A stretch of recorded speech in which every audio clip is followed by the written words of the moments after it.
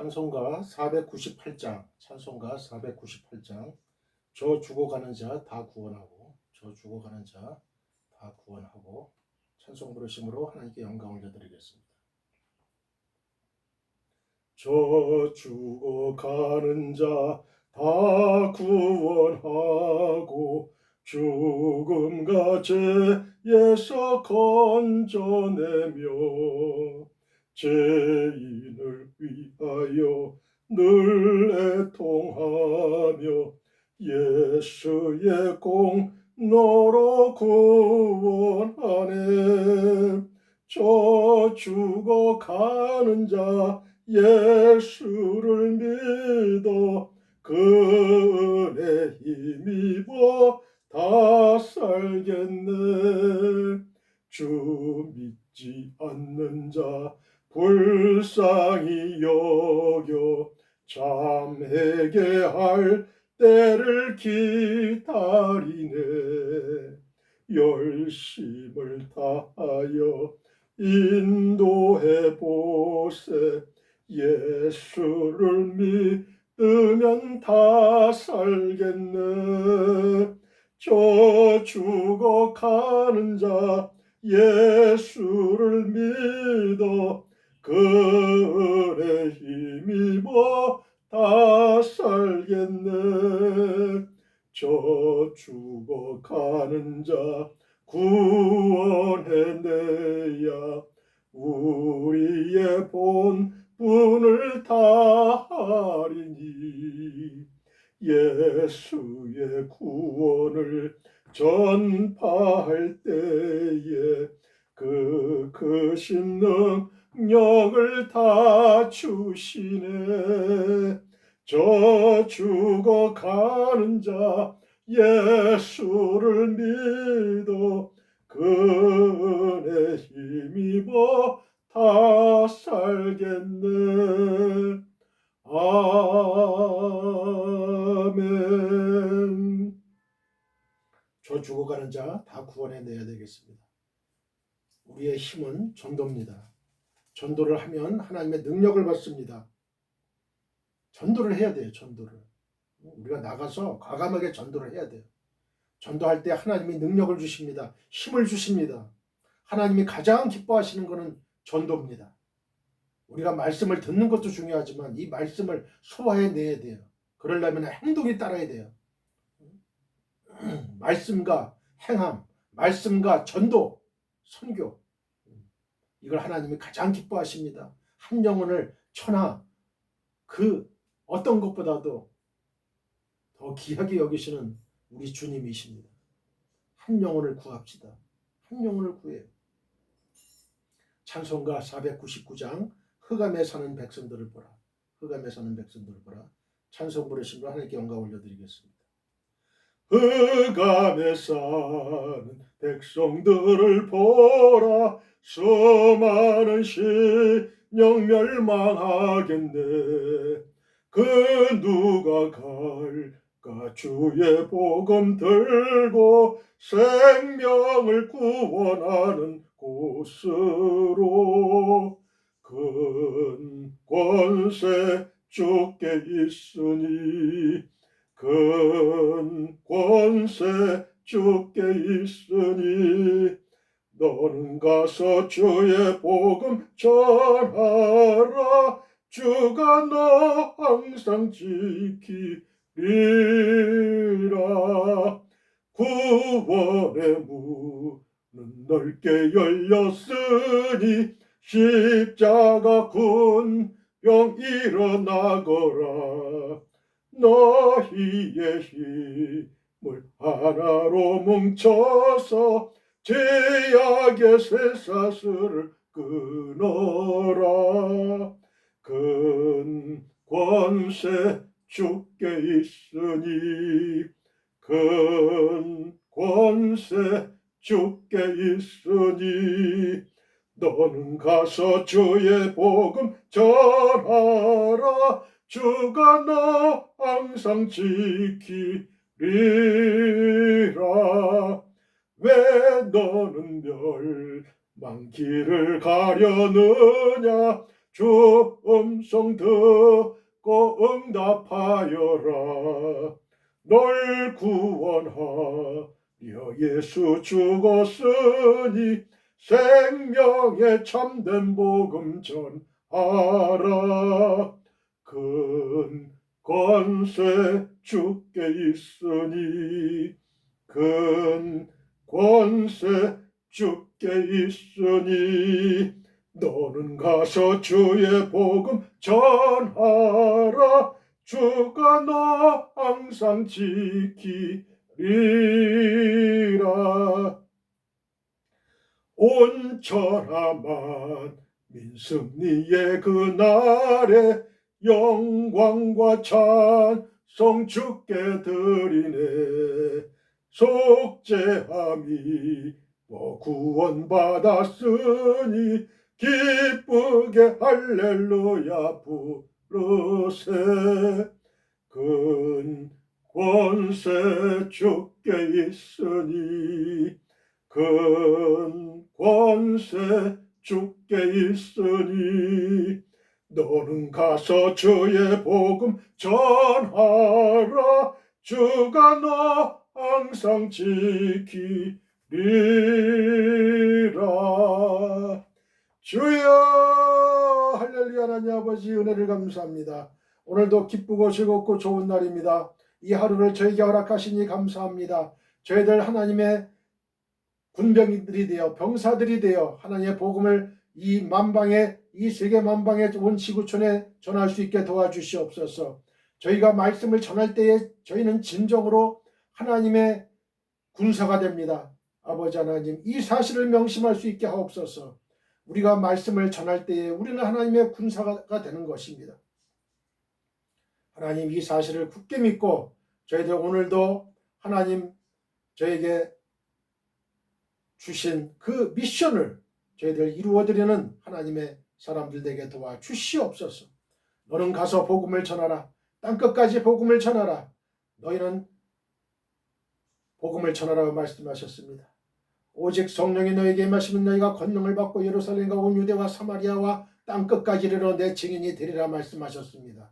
아버지 하나님, 저희들 증인된 삶을 살아갈 수 있게 하옵소서. 그래야 하나님의 뜻을 이 땅 위에 이루고 하나님의 마음을 항상 기쁘시게 해드리는 저희들 되게 도와주시옵소서. 하나님의 자녀로서 마땅한 의무요 권리입니다. 아버지 하나님, 이 시간에 여러 가지 문제를 가지고 이 전을 찾아왔습니다.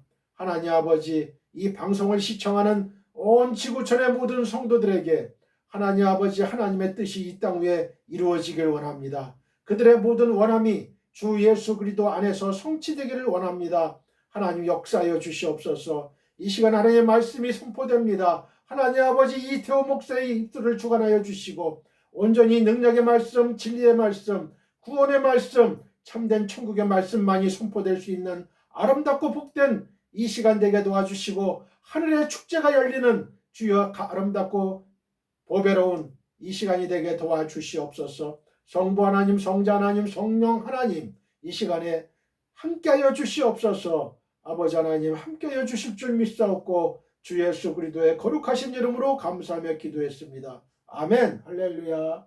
할렐루야. 이 시간에 여러분들이 믿음을 가지고 하나님의 말씀을 들을 때에 여러분의 모든 마음속의 소원들이 다 이루어질 줄 믿습니다. 그리스도 예수 안에서 항상 우리는 기도할 때에 주 예수 안에서, 주 예수 그리스도 안에서 우리의 모든 그 원하는 것들을 알아야 돼요. 그래야 하나님이 이루어주십니다. 너희는 먼저 그 나라와 그 일을 먼저 구하라. 그리하면 이 모든 것을 너희에게 더하시리라. 무엇을 먹을까 마실까 입을까 염려하지 말라. 이는 다 이방인들이 구하는 것이라. 너희는 참새보다도 귀하고 이방인들보다도 귀하고 귀한 존재예요. 우리는 하나님의 귀한 하나님의 자녀들이기 때문에 하나님이 안 들어주실 리가 없어요. 주 예수 그리스도 안에서 기도하는 거야. 주 예수 하나님의 뜻 안에서 기도하라.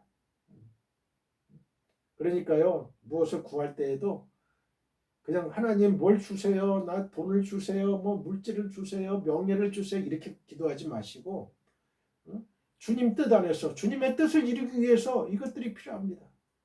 하나님 아버지, 역사해 주옵소서. 하나님, 저는 하나님의 선교 사역에 물질이 필요합니다. 시간이 필요합니다. 사람이 필요합니다.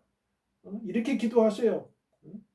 내 의와 내 뜻을 위해서 구하는 것이 아니고 진정으로 하나님의 뜻이 이 땅 위에 이루어지기 위해서 내가 건강해야 됩니다. 그러기 위해서 내가 물질이 있어야 됩니다. 내가 명예가 있어야 됩니다. 권세가 있어야 됩니다. 하나님, 저에게 이 모든 것을 더해 주옵소서. 하나님 안에서는 못 이루는 게 없어요. 하나님은 높게도 하시고 낮게도 하시고 왕이 되게도 하시고 거지가 되게도 하시고 하나님은 무소불위의 그런 능력의 하나님이십니다. 전지전능의 하나님이세요. 그 하나님을 믿는 저와 여러분은 얼마나 복된 존재인 줄 모릅니다. 얼마나 감사한 줄 모릅니다. 여러분들, 영원한 지옥에서 영원한 천국으로 옮겨졌다는 그 사실, 영원한 멸망의 자식에서 영원한 사탄의 자식에서 영원한 하나님의 자녀가 됐다는 이 사실 한 가지만으로도 여러분은 가슴을 쭉 펴고 여러분 살아갈 수 있어야 돼요. 하나님께 항상 감사한 생활을 할 수 있어요. 내가 지금 비록 힘들고 어렵다 하더라도, 내가 비록 병이 들었다, 또 내가 지금 돈이 없다, 내가 지금 모든 게 잃어버렸다, 인간관계가 잃어버렸다, 이런 모든 것들 하나님이 회복시켜 주십니다. 그런 믿음을 가지고 오늘 하나님의 말씀을 들을 때에 그 말씀이 능력의 말씀이 되고 그 말씀이 내 안에 들어오면 그게 능력이 되는 거예요. 능력으로 화하는 거예요. 변화되는 거예요. 사랑하는 성도 여러분, 우리는 주님의 지상 명령을 따라 우리의 일평생을 전도와 선교를 해야 할 책임과 권리를 갖고 있습니다. 너희는 땅끝까지 이르러 내 증인이 되리라고 예수님이 직접 말씀하셨어요. 우리는 우리의 가까운 가족, 친족, 친구, 지인, 회사 동료 등에게 이태호 목사의 유튜브 그리고 페이스북 등에서 설교 방송을 시청하라고 권하시면 됩니다. 검색창에 이태호 목사 설교라고 치면 저의 설교 영상을 시청하실 수가 있습니다. 온 지구촌의 모든 성도들이 다 시청할 수가 있는 거예요. 저는 감사한 게요, 그 지구촌에 있는 모든 성도들이 저를 위해서 중보기도 해주고 있다는 사실을 저는 느껴요. 영적으로 느껴요. 그러니까 제가 힘이 나요. 힘이 나. 그런 분들이, 저도 여러분들을 위해서 기도해드리고 여러분도 저를 위해서, 이태원 목사를 위해서 기도해 주셔야 돼요.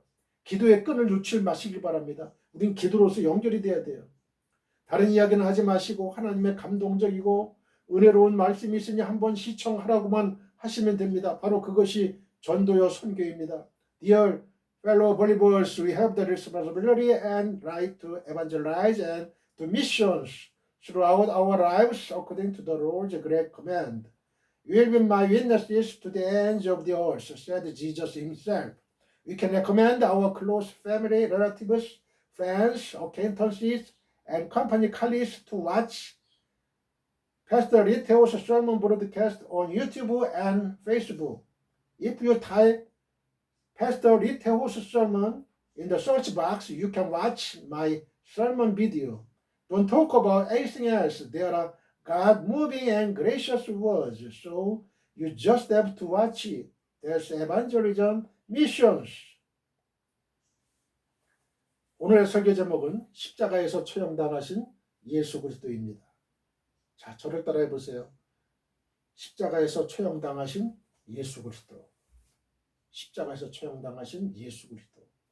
본문은 요한복음 19장 17절로 30절입니다. 요한복음 19장 17절로 30절. 방대한 분량이어서 설교를 두 번에 나눠서 하겠습니다. 오늘은 24절까지 설교하고 다음번에 25절부터 30절까지 설교하도록 하겠습니다. 다 같이 본문을 읽겠습니다. 그들이 예수를 맡음에 예수께서 자기의 십자가를 지시고 해골, 히브리 말로 골고다라 하는 곳에 나가시니 그들이 거기서 예수를 십자가에 못 박을세. 다른 두 사람도 그와 함께 좌우편에 못 박으니 예수는 가운데 있더라. 빌라도가 패를 써서 십자가 위에 붙이니 나사렛 예수 유대인의 왕이라 기록되었더라. 예수께서 못 박히신 곳이 성에서 가까운 고로 많은 유대인이 이 패를 읽는데 히브리와 로마와 헬라말로 기록되었더라. 유대인의 대제사장들이 빌라도에게 이르되 유대인의 왕이라 쓰지 말고 자칭 유대인의 왕이라 쓰라 하니 빌라도가 대답하되 내가 쓸 것을 썼다 하니라. 군인들이 예수를 십자가에 못 박고 그의 옷을 치하여 네 깃에 나눠 각각 한 깃씩 얻고 속옷도 치하니 이 속옷은 호지 아니하고 위에서부터 통으로 짠 것이라. 군인들이 서로 말하되 이것을 찢지 말고 누가 얻나 제비 뽑자 하니 이는 성경에 그들이 내 옷을 나누고 내 옷을 제비 뽑나이다 한 것을 응하게 하려 함이로라. 군인들은 이런 일을 하고 예수의 십자가 곁에는 그 어머니와 이모와 글로바의 아내 마리아와 막달라 마리아가 섰는지라. 예수께서 자기의 어머니와 사랑하시는 제자가 곁에 서 있는 것을 보시고 자기 어머니께 말씀하시되 여자여 보소서 아들이니이다 하시고 또 그 제자에게 이르시되 보라 내 어머니라 하신대 그때부터 그 제자가 자기 집에 모시니라. 그 후에 예수께서 모든 일이 이미 이루어진 줄 아시고 성경을 응하게 하려 하사 이르시되 내가 목마르다 하시니 거기 신 포도주가 가득히 담긴 그릇이 있는지라. 사람들이 신 포도주를 적신 해면을 우슬초에 메어 예수의 입에 대니 예수께서 신 포도주를 받으신 후에 이르시되 다 이루었다 하시고 머리를 숙이니 영원히 떠나가시니라. 아멘. 예수 그리스도에게 행해진 십자가 처형 판결 사건은 인류 역사에서 가장 아이러니하고 모순투성이인 불법 재판이었어요. 예수님에게 십자가 처형이 확정되기까지 빌라도는 많은 우여곡절을 겪어야만 했습니다. 사람들은 예수님을 불법으로 재판했지만 예수님께서 십자가의 처형을 패배가 아닌 승리로 보시고 축복의 도구로 바꾸십니다. 역사는 항상 권력자의 편에 있는 것처럼 보입니다. 아무 죄도 없고 힘이 없는 예수님에게 십자가 처형이라는 극형이 선고됩니다. 역사는 세상 사람들에게 기운 것 같고 하나님께서 눈을 가린 것 같이 보입니다. 하지만 예수님께 십자가 처형이 선고된 후부터 실제로 십자가에 달리시기까지 그 기간에 놀라운 구원의 드라마가 숨겨져 있습니다. 이제 우리는 그 구원의 드라마를 하나씩 발견해 봅니다. 여러분, 역사는 꼭 힘 있는 자의 편에 있는 것 같죠? 그러나 그렇지 않습니다. 영락교회 한경진 목사 후임 목사님으로 박조준 목사님이 부임하셨는데 30대에 그 군사 독재 시절에 조찬기도회 국가 조찬기도회를 거부했다고 해서 누명을 씌워가지고 옥살이를 하게 만들고 그랬습니다. 그분의 명예를 실추시키고 그분이 국민일보를 보니까 이 간증 강연을 하더라고요. 그래서 우리는 항상 그걸 봐야 돼요. 그 군사 독재 시절 그 사람들은 다 없어졌어요. 사라졌어요. 이제 민주화 시대가 된 거죠. 우리는 항상 불의의 편에 서지 말고 항상 정의의 편에 서야 돼요. 하나님 편에 서야 돼요. 하나님 편에 서야 돼요. 17절 말씀입니다. 그들이 예수를 맡으며 예수께서 자기의 십자가를 지시고 해골 히브리 말로 골고다라는 곳에 나가시니 예수께서는 죄인들을 위해 스스로 십자가를 지셨습니다. 자, 저를 따라해 보세요. 예수께서는 죄인들을 위해 스스로 십자가를 지셨다. 17절에 보면 예수께서 자기의 십자가를 지시고 해골이라고 하는 곳에 나가셨다고 했습니다. 즉 예수께서는 빌라도의 사형 선고로 마침내 십자가에 못 박혀 처형되기 위해 자기 십자가를 지고 처형장인 골고다로 가신 것입니다. 그런데 여기서 우리가 주목할 것은 사도 요한이 예수께서 십자가를 지신 사건을 능동태로 기록하고 있다는 것입니다. 헬라어 원어로 자기의 십자가를 이 표현이 헤아우토 또는 스타우론입니다. 요한은 십자가 처형장인 골고다를 오르신 예수의 모습을 묘사하면서도 연약한 인간으로서의 인성보다는 하나님의 아들이자 이 땅의 진정한 왕으로서의 신성에 더 강조점을 두었습니다. 이는 공간복음서의 예수의 순환기사에서는 요한이 기록한 자기의 십자가를에 해당하는 헤아우토 또는 스타우론이라는 표현이 한 번도 등장하지 않는다는 데서도 잘 드러나요. 자기의 십자가를이라는 이 단어가 다른 공간복음서는 없다 이거예요. 마태, 마가, 누가복음에 없고 오직 요한복음에만 이 표현이 있어요. 자기의 십자가를. 자기의 십자가를. 헤아우토 또는 스타우론. 사실 무죄하신 예수께서는 치욕적인 죽음의 상징인 십자가와 아무 상관이 없음에도 불구하고 요한이 자기의 십자가를 이란 표현을 사용한 것은 매우 의미심장합니다. 즉 요한은 예수께서 인류를 죄와 사망으로부터 구원하기 위해 자신이 져야 할 십자가를 스스로 지고 올라간 것처럼 묘사한 거예요. 이것은 공간복음서가 동일한 사건을 수동태로 기록하고 있는 것과 구별되어 마태복음 27장 31절로 32절, 마가복음 15장 20절, 누가복음 23장 26절 이거하고 구별되는 거예요. 그렇다면 요한은 왜 이 사건을 능동태로 묘사한 것일까요? 여기에는 중요한 목적이 있어요. 그것은 예수님의 십자가 대속 사역의 자발성을 강조하기 위함이에요.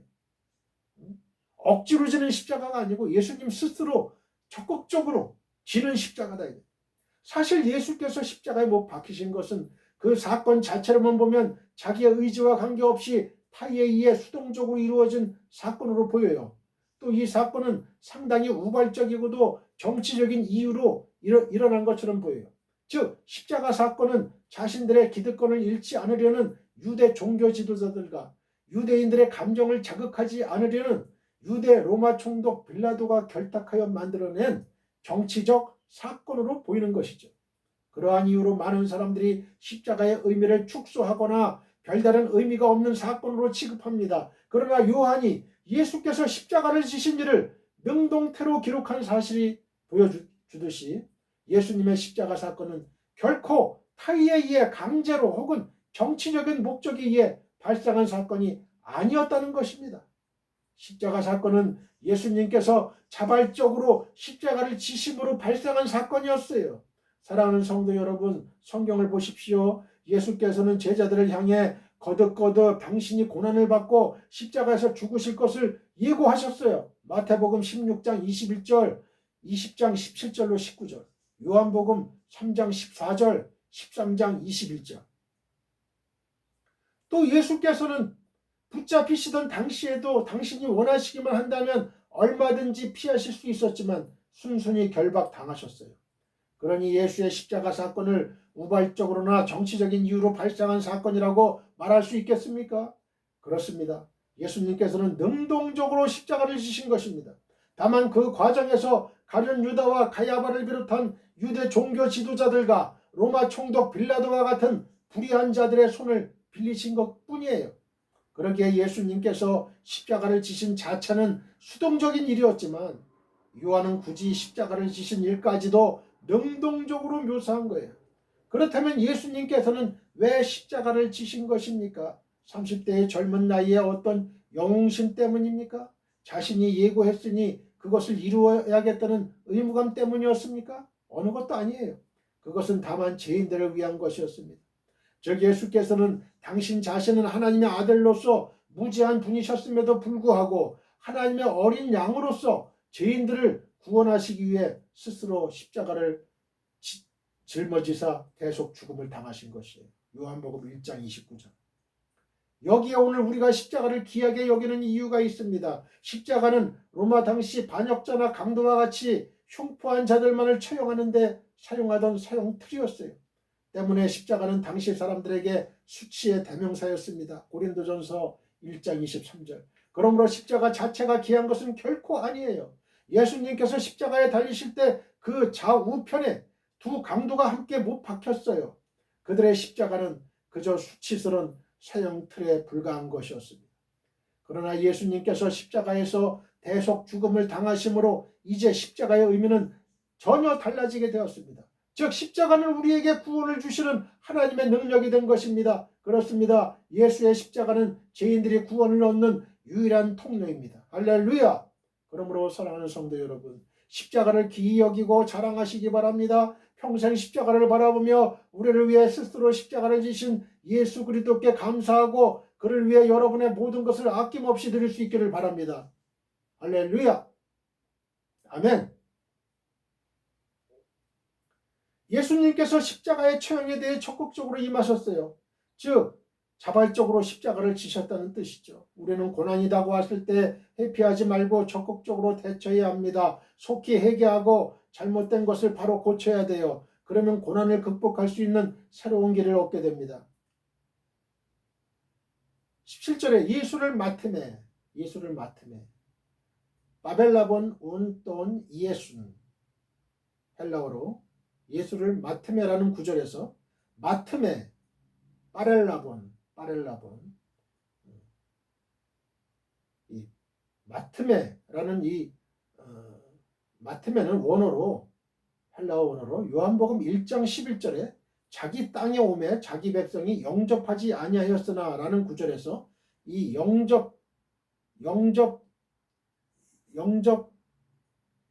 영접지에 해당하는 바벨라본과 동일합니다. 영접. 물론 각각의 단어들이 가리키는 그 실질적인 주체는 요한복음 1장 11절의 경우 일반적인 유대인들이고 본문의 주어는 NIV가 군인들, 소울저로 번역한 것처럼 예수의 십자가형을 집행할 의무와 권리가 있는 로마의 병정들이에요. 그럼에도 불구하고 예수님의 순환기사에서 단순히 역사적 사실만을 기록하기보다 신학적 의도를 더 중요하게 생각하며 집필한 요한이 17절에서 그들이란 표현을 사용한 것은 의도적이라고 볼 수가 있어요. 즉 요한은 16절에서 빌라도가 예수를 넘겨준 자들을 그들에게로 번역된 아우토이스라는 단어로 기록을 했어요. 그 복수죠. 아우토이스, 그들에게. 여기서 이 그들이는 15절에서는 정확히 알 수 있는 바와 같이 유대인들이에요. 그리고 나서 17절에서 그들이 예수를 마테메로 번역된 이 빠렐라본의 주어를 명기하지 않고 그 동사에 포함된 3인칭 복수 주어인 그들이로 표현함으로써 이 글을 읽는 독자들은 유대인들이 예수를 십자가에 못 박도록 종용했을 뿐만 아니라 비록 형집행을 주도한 실질적인 주체는 로마 군인들이었지만 그 암시적 주체는 유대인들이었다는 사실을 알게 하고 있어요. 이 헬라어는 그 동사 자체에 그 주어가 내포되어 있거든요. 내포되어 있어요.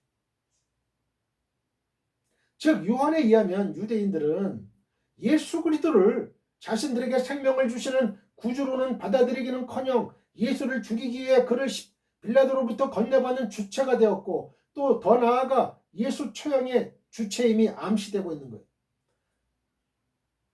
그리고 원어 성경은 17절을 16절에서 두고 있지만 한글 개역 성경은 문맥을 살려서 이를 17절에 배치를 했습니다. 즉 바벨라본은 환영하다, 영접하다, 맞이하다라는 뜻이에요. 사람들은 예수 그리스도를 거절했지만 그 대신에 예수님을 처형하는 일은 환영했다는 의미예요. 그래서 사람들은 빌라도에게서 예수님을 넘겨받자마자 즉시 행동으로 옮깁니다. 그들은 예수님에게 십자가를 지우고 골고다까지 데리고 갑니다. 예수님께서 십자가를 짊어지고 골고다 언덕까지 가신 고난의 그 길을 우리는 비아 돌로로사라고 부릅니다. 십자가의 길, 비아 돌로로사. 마침내 예수님의 십자가 처형이 시작됩니다. 사람들은 억울한 일을 당하면 항의하고 거부하는 게 보통입니다. 그러나 예수님께서 십자가 처형에 대해 부정하거나 거부하시지 않고 스스로 십자가를 지십니다. 요한복음 10장 11절에 나는 선한 목자라 선한 목자는 양들을 위하여 목숨을 버리거니와 라고 말씀하고 있어요. 선한 목자는 자기 양들을 위해 스스로 목숨을 버립니다. 또 요한복음 10장 17절로 18절에 내가 내 목숨을 버리는 것은 그것을 내가 다시 얻기 위함이니 이로 말미암아 아버지께서 나를 사랑하시느니라.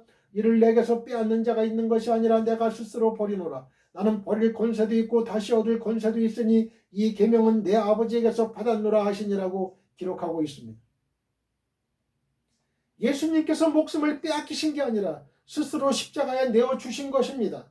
예수님께서 양떼를 위해 온 인류의 구원을 위해 십자가 처형을 적극적으로 받아들이신 거예요. 굉장히 놀랍고 신기한 구원의 드라마가 시작된 것입니다. 사랑하는 성도님들, 우리는 세상을 살아가면서 여러 가지 일들을 경험합니다. 그때 우리는 그 일들을 구원의 사건으로 바꿔야 돼요. 사업부도 각종 질병, 자녀 문제 등도 구원의 사건으로 바꿔야 합니다. 우리 민족이 갖고 있는 고난도 구원의 사건으로 바꿔야 합니다. 남북 문제, 독도 문제 등도 마찬가지입니다. 그러면 하나님께서 놀라운 구원의 드라마를 연출하시는 것입니다. 할렐루야! 이사야 53장 12절입니다. 그러므로 내가 그에게 존귀한 자와 함께 몫을 받게 하며 강한 자와 함께 탈취한 것을 나누게 하리니 이는 그가 자기 영혼을 버려 사망에 이르게 하며 범죄자 중 하나로 헤아림을 받았음이니라. 그러나 그가 많은 사람의 죄를 담당하며 범죄자를 위하여 기도하였느니라. 요한복음 10장 18절입니다. 이를 내게서 빼앗는 자가 있는 것이 아니라 내가 스스로 버리노라. 나는 버릴 권세도 있고 다시 얻을 권세도 있으니 이 계명은 내 아버지에게서 받았노라 하시니라. 히브리서 12장 2절입니다. 믿음의 주여 또 온전케 하시는 이인 예수를 바라보자. 그는 그 앞에 있는 기쁨을 위하여 십자가를 참으사 부끄러움을 개의치 아니하시더니 하나님 보좌 우편에 앉으셨느니라. 할렐루야. 아멘. 18절 말씀을 읽습니다. 18절 말씀.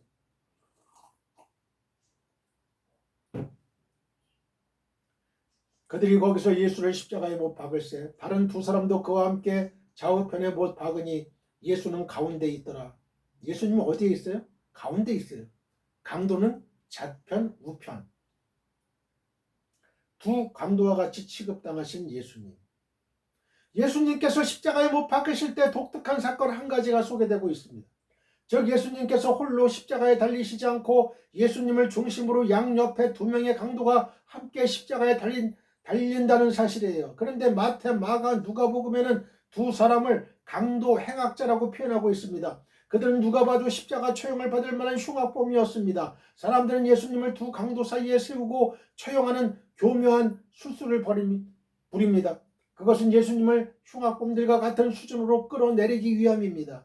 예수님의 십자가가 해골이라는 골고다 언덕에 세워진 것은 온 인류의 영적인 상태를 보여줘요. 하나님의 아들, 인류의 구원자, 죄 없으신 예수님께서 중앙에 있고 왼편에 회개하지 않은 강도가 있습니다. 그는 예수님에게 네가 하나님의 아들이면 너와 우리를 구원하라면서 저주하고 조롱합니다. 그러나 그를 오른편의 강도가 꾸짖습니다. 우리는 우리가 행한 일에 상당한 보응을 받는 것이니 이에 당연하거니와 이 사람이 행한 것은 옳지 않은 것이 없느니라. 그러면서 예수여 당신의 나라에 임하실 때 나를 기억하소서라고 간청합니다. 누가복음 23장 42절. 그리고 예수님께서 회개한 오른편 강도에게 구원을 베푸십니다. 예수께서 이르시되 내가 진실로 진실로 네게 이르노니 오늘 네가 나와 함께 낙원에 있으리라 하시니라. 누가복음 23장 43절. 사랑하는 성도님들, 우리는 상대방을 향해 함부로 구원받았다, 못 받았다 라고 말하면 안 돼요. 구원은 하나님께 속한 것이지 성경 몇 구절로 우리가 판단할 문제는 결코 아닙니다. 심지어 자살하는 사람에 대해서도 구원 문제를 함부로 말할 수 없습니다. 인간의 영혼에 대해 함부로 단정하거나 정죄하는 것은 오만입니다. 구원은 하나님의 주권입니다. 할렐루야. 19절로부터 22절 말씀을 읽습니다.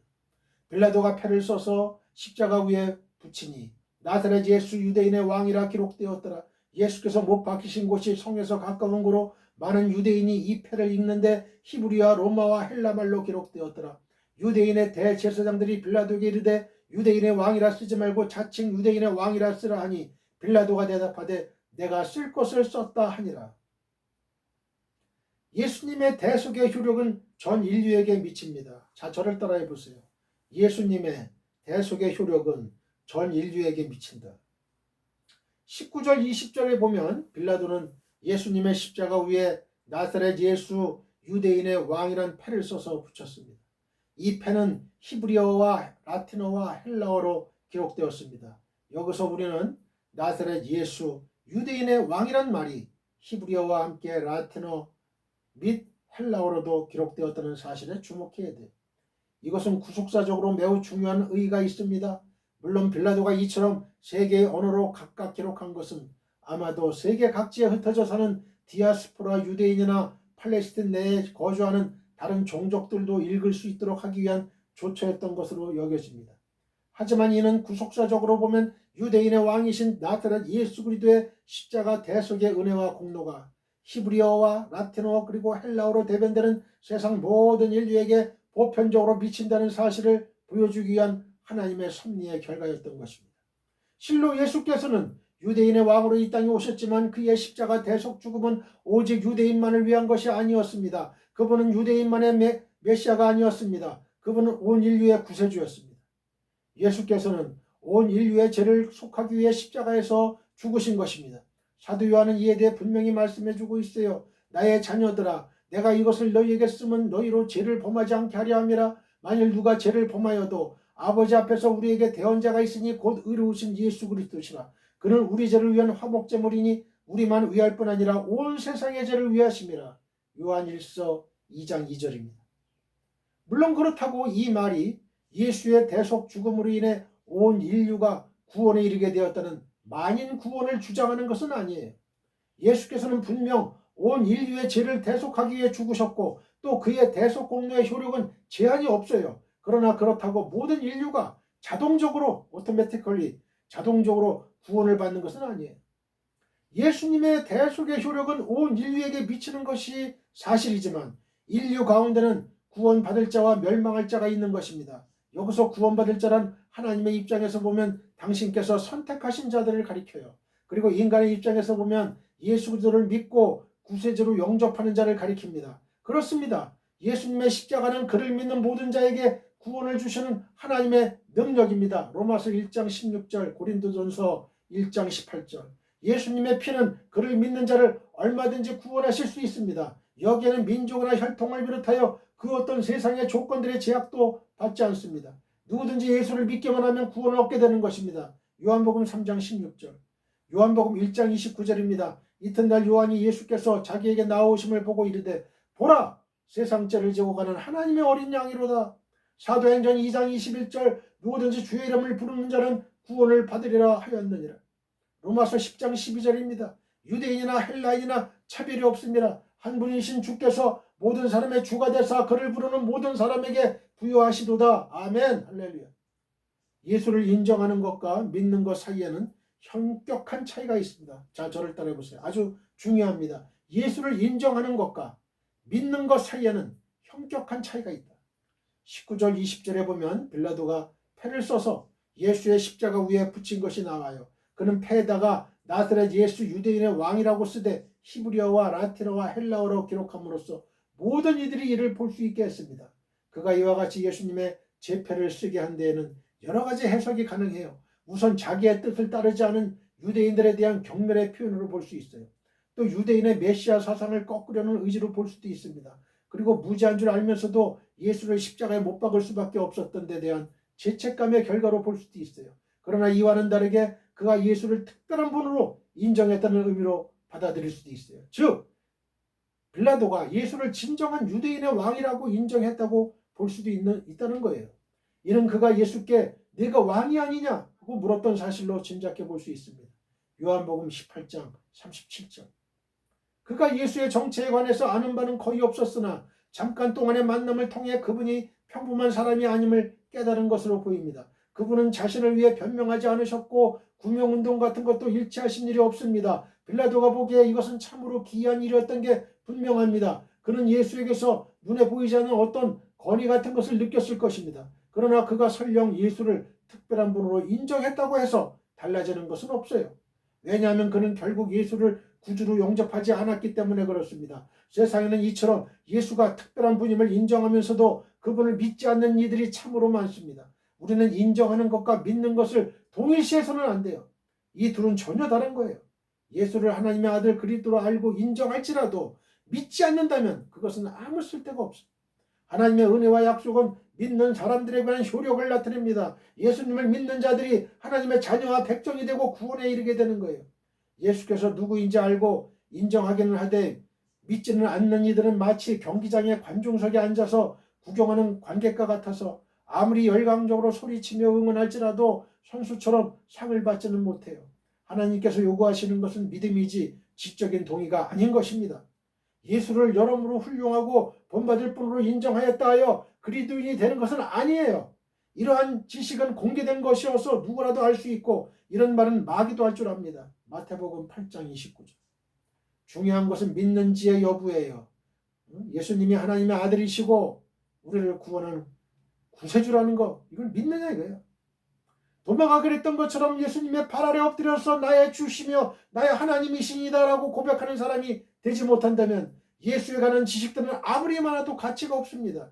요한복음 20장 28절.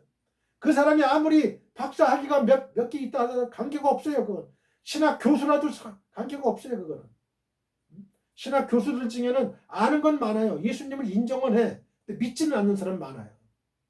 그래서 신학교에 가가지고 자유주의 신학에 물들고 인본주의 신학에 물들고 그래가지고 아주 평신도보다 믿음이 없는 그런 사람들이 많이 배출돼요.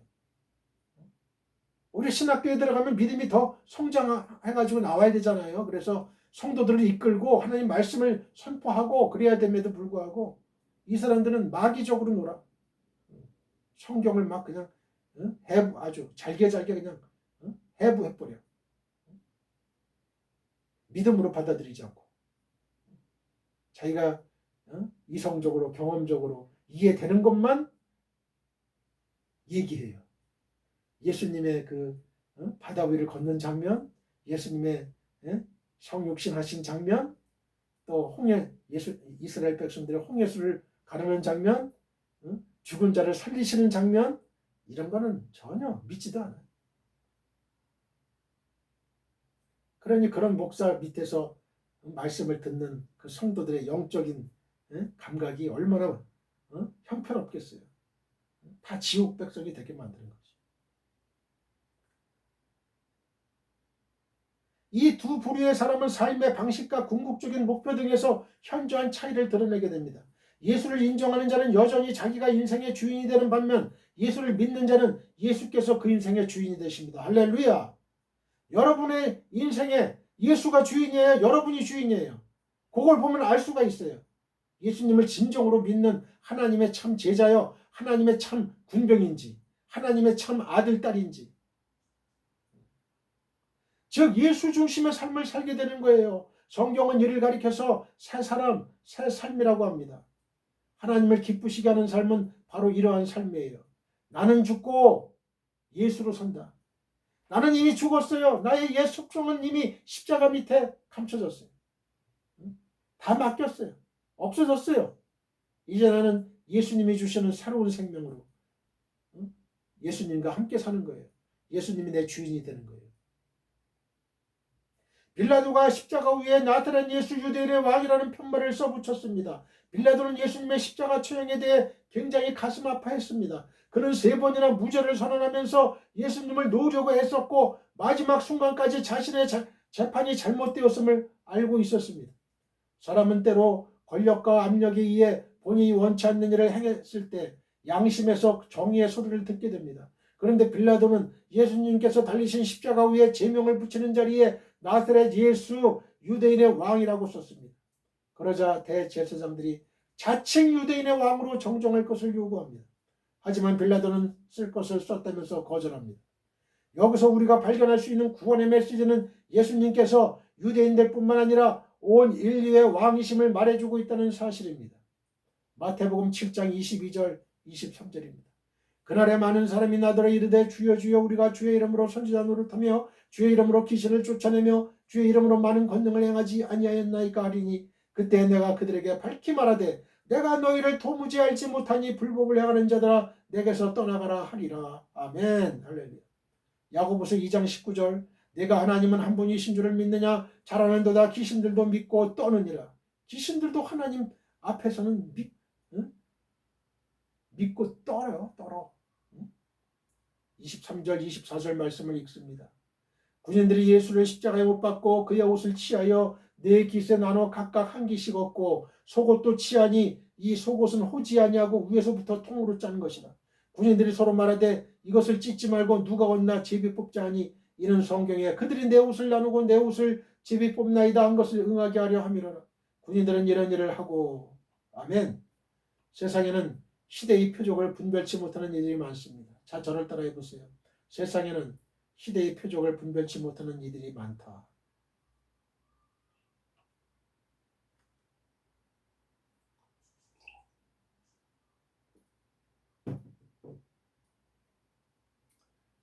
(23절) (24절에) 보면 예수를 십자가에 못 박았던 군병들이 예수의 십자가 밑에서 취한 행동이 나옵니다. 그들은 예수께서 입었던 겉옷을 다 나눠 가졌고 속옷의 임자를 가리기 위해 제비뽑기를 하는 진풍경을 연출하기까지 했어요. 물론 이런 일들이 당시 로마의 간섭상 제수들을 처형하는 곳에서 흔히 있었던 일이긴 하지만 이를 통해 그들이 추구한 삶이 어떤 것이었는지 짐작할 수 있습니다. 하여튼 그들이 무심코 행한 이러한 일들이 성경을 응하게 한 것은 사실입니다. 시편 22편 18절 내 겉옷을 나누며 속옷을 제비 뽑나이다. 이런 일이 있을 것을 하나님께서 미리 아시고 성경에 기록하여 주셨습니다. 우리가 여기서 예수님의 옷을 나눠 가진 군병들을 통해서 배우게 되는 것은 시대의 표적을 분별치 못하거나 무관심한 사람들의 살아가는 모습입니다. 분명 예수의 십자가 사건은 엄청난 시대의 표적이었고 군병들의 행위 또한 성경에 기록된 분명한 시대의 표적이었습니다. 그럼에도 불구하고 군병들은 그것에 무관심했던 것이죠. 그와 마찬가지로 지금도 많은 사람들이 시대의 표적에 무관심한 채 살아갑니다. 그들은 지금 자신들의 앞에서 전개되고 있는 일들이 무엇을 의미하는지 시대의 표적을 보고도 깨닫지 못하며 관심조차 보이지 않습니다. 그들은 시대의 표적이 자신들과는 무관하다고 생각합니다. 그러나 시대의 표적은 모든 사람과 상관이 있어요. 사랑하는 성도 여러분, 주의 재림이 임박하였음을 나타내는 표적들을 보고서 불신자들이 이 일과 자신은 아무 상관이 없다고 말한다 하여 정말 상관없는 일이 되겠습니까? 주께서는 당신의 재림과 관련하여 그날 환란 후에 즉시 해가 어두워지며 달이 빛을 내지 아니하며 별들이 하늘에서 떨어지며 하늘의 권능들이 흔들리리라. 그때의 인자의 징조가 하늘에서 보이겠고 그때의 땅의 모든 족속들이 통곡하며 그들이 인자가 구름을 타고 능력과 큰 영광으로 오는 것을 보리라. 그가 큰 나팔 소리와 함께 천사들을 보내리니 그들이 그의 택하신 자들을 하늘 이 끝에서 저 끝까지 사방에서 모으리라고 마태복음 24장 29절로 31절 말씀하셨어요. 그날이 모든 사람과 상관이 있음을 알게 하는 말씀이잖아요. 실로 그리스도의 재림은 모든 인류와 관계된 일이에요. 그리스도의 재림은 그날을 위해 미리미리 준비한 성도들에게는 기쁨과 영광의 날이 되는 반면에 그날은 자신과 무관하다고 여겨 준비하지 않은 이들에게는 통곡과 후회와 멸망의 날이 되는 것입니다. 노아 당시 온 세상을 멸할 홍수를 하나님께서 내리시리라는 사실은 오직 노아만이 계시를 통해서 알고 있었지만 당시에 살던 이들 중에 이 사건이 자신과 무관하다고 주장할 사람은 아무도 없었어요. 홍수는 이 사실을 아는 사람이건 모르는 사람이건 가리지 않고 온 땅을 덮었기 때문입니다. 창세기 6장에서 8장. 아무도 시대의 표적에 대해 무관심해서는 안 됩니다. 특히 성도인 우리는 세계 각처에서 빈번하게 일어나는 자연재해들을 우연한 일로나 있을 수 있는 일반적 자연현상 정도로만 생각하지 말아야 돼요. 지금 세계 대재앙이 오고 있잖아요. 지진이 일어나요. 곳곳에 가뭄이 있습니다. 곳곳에 홍수가 일어납니다. 여러분, 이런 모든 것들이 다 시대의 징조예요. 그날의 예수님 재림의 징조예요. 이 세계에서 진행되는 모든 일들은 우리에게 하나님의 시간을 가르쳐주는 시대의 표적이기 때문입니다. 하나님의 시간이 오고 있어요. 여러분, 어떻게 준비하시렵니까? 여러분의 여성을 어떻게 준비하시렵니까? 여러분의 살아있을 동안에 예수님 재림하실 수도 있어요. 무엇을 먹을까, 무엇을 마실까, 무엇을 입을까 염려하느라 자신의 영혼이나 내세를 위해 준비하는 일을 소홀히 하게 되면 설사 우리가 원하는 것들을 다 얻었다 하더라도 실은 모든 것을 잃는 것이 됩니다. 주께서 오셔서 자기의 사람들을 찾으실 때에 우리의 이름을 부르지 않으신다면 그 사람은 이 생에서 헛되이 다름질한 것이고 또다시 만회할 다른 기회가 주어지지 않습니다. 마태복음 24장 32절 33절입니다. 무화과 나무의 비유를 배우라. 그 가지가 연하여지고 잎사귀를 내면 여름이 가까운 줄을 아나니 이와 같이 너희도 이 모든 일을 보거든 인자가 가까이 곧 문 앞에 이른 줄 알라. 문 앞에 이르렀어요. 여러분 어떻게 하시렵니까? 어떻게 사시렵니까? 이 시간 결단하는 여러분 되시길 바랍니다. 여생을 주님을 위해서, 주님의 나라를 위해서, 주님의 영광을 위해서, 주님의 나라 확장을 위해서 이 여생을 바치겠습니다.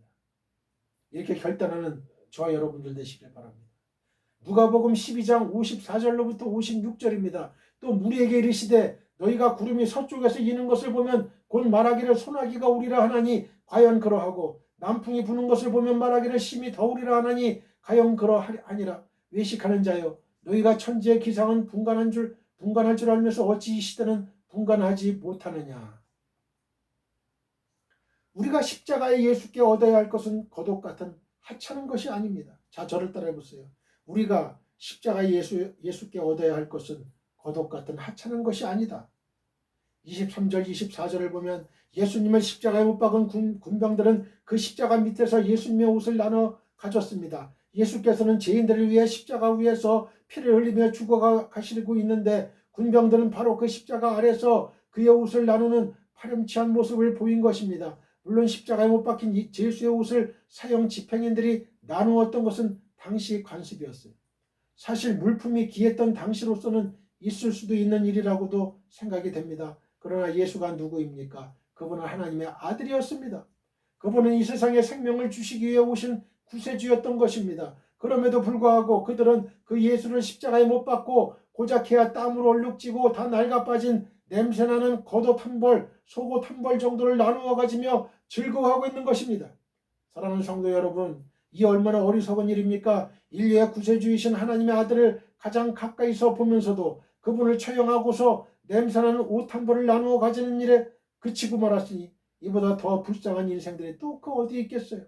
그들은 겉옷을 얻는 대신 영원한 생명을 잃고 말았습니다. 우리는 여기서 하나님이 주시는 메시지를 들어야 됩니다. 사랑하는 성도 여러분, 오늘 우리가 교회에 나오는 것은 주님의 십자가 아래로 나오는 것입니다. 성도 여러분은 그 십자가 아래서 주님께 무엇을 구하고 있습니까? 혹 낡고 냄새나는 주님의 겉옷은 아닙니까? 사랑하는 성도 여러분, 우리가 만일 탐욕에 빠져서 주님께 나와 세상에 잃었던 낡고 냄새나는 것들만 구하기에 힘쓴다면 십자가 아래서 주님의 겉옷을 나누던 군병들과 다를 게 무엇입니까? 우리가 만일 주님께 그렇게 자기 욕심에 따라 세상의 것들만 구한다면 주님이 우리의 그러한 욕구를 만족시켜 주지 않을 때 우리 또한 얼마든지 예수님을 다시 십자가에 못 박을 수 있는 것입니다. 이 얼마나 무서운 것입니까? 알라딘의 램프처럼 구하기만 하면, 말하기만 하면 다 들어주시는 예수님이라면, 여러분, 만약에 여러분의 구하는 것을 이루어주시지 않는다면 그 램프를 집어 던질 거 아니겠어요? 예수님을 다시 십자가에 처형시킬 거 아니겠습니까? 사랑하는 성도 여러분, 기독교의 생명이 무엇입니까? 냄새나는 겉옷 몇 조각을 나누어 가지는 데 있습니까? 하나님의 아들로서 생명의 주이신 예수님께 그러한 하찮은 것만 구하는 것은 예수님을 욕되게 하는 일입니다. 그분이 이 세상에 오신 진정한 의미를 모르는 자들이 그렇게 하찮은 것들만 구합니다. 사랑하는 성도 여러분, 우리가 예수께 나와 진정으로 구해야 할 것은 약간의 물질적 만족이 아닙니다. 또 약간의 위로도 아닙니다. 우리가 진정 예수께 구할 것은 영원한 생명입니다. 그런 믿음으로 말미암아 내 모든 죄를 씻음받고 구원을 얻는 것입니다. 그래서 영원한 천국에서 영생 복락을 누리는 것입니다. 그러므로 이제 주님의 십자가로 나오신 성도 여러분이 주님께 구하는 내용을 바꾸시길 바랍니다. 군병들과 같은 어리석음을 범하지 마시기 바랍니다. 생명을 구하고 천국을 구하시길 바랍니다. 요한복음 4장 10절, 예수께서 대답하여 이르시되 내가 만일 하나님의 선물과 또 내게 물 좀 달라 하는 이가 누구인 줄 알았더라면 네가 그에게 구하였을 것이요 그가 생수를 내게 주었으리라. 아멘. 요한복음 6장 26절 27절입니다.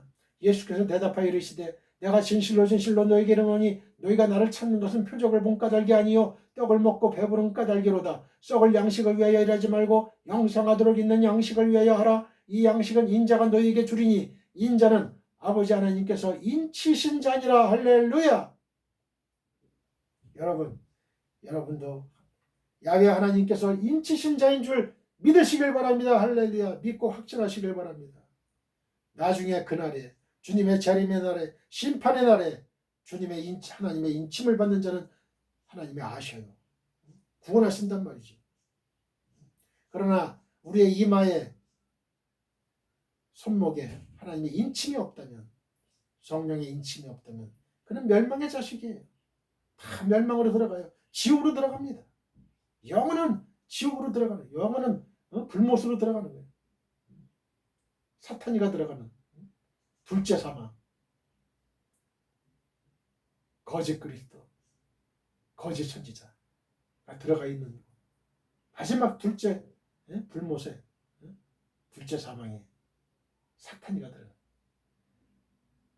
23절 24절은 군병들이 예수님의 옷을 나누고 집이 뽑게 한 사건입니다.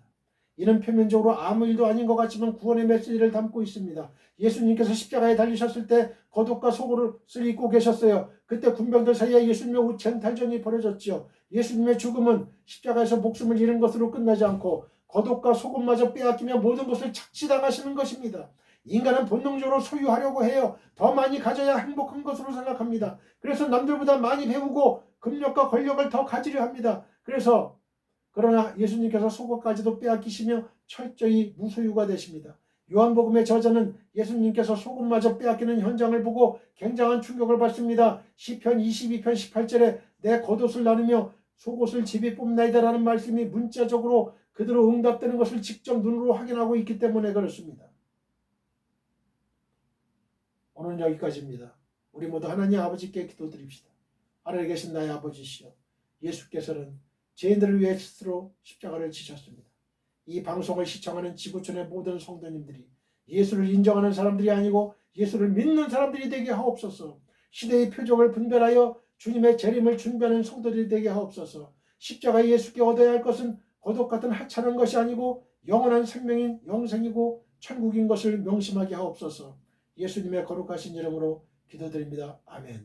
지금은 우리 주 예수 그리스도의 은혜와 하나님 아버지의 극진하신 사랑과 성령님의 감화감동 교통 역사하심이 지금 이 방송 예배에 참여하고 있는 모든 지구촌에 있는 성도님들과 그 가정과 직장과 사업장과 우리의 민족과 나라와 한국교회와 세계교회와 우리 사랑 성교회 위에 영원히 함께하기를 축원하옵나이다. 아멘.